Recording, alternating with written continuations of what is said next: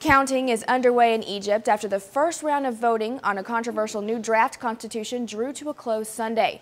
Egypt's ruling party claims the majority of citizens have voted to approve the referendum. Al Jazeera has the details.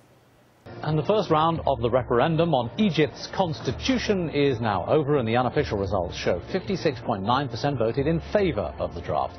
According to Business Week, the Muslim Brotherhood said on its website that 4.6 million people voted yes to the charter, while 3.5 million opposed it. The figures posted on the group's website are unofficial and based on its own tally.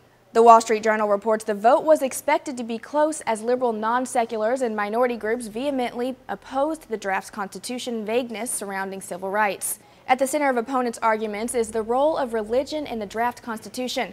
Religious freedoms are guaranteed only for Christians, Jews, and Muslims, while the rights of women and children are barely mentioned.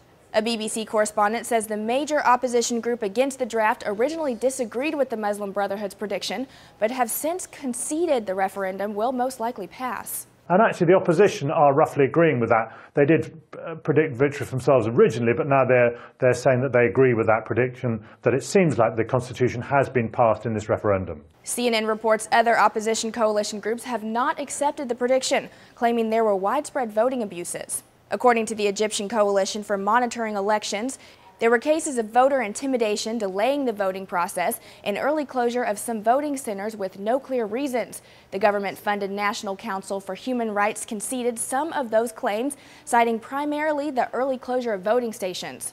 In the New York Times reports, a spokesman for the main coalition opposed to the charter said that it had found widespread irregularities and that its leaders would speak later on Sunday. In Cairo, the biggest city, about 56% voted no. The Egyptian Election Commission says it will not announce the official results until a second round of voting takes place for Egypt's smaller province on December 22nd.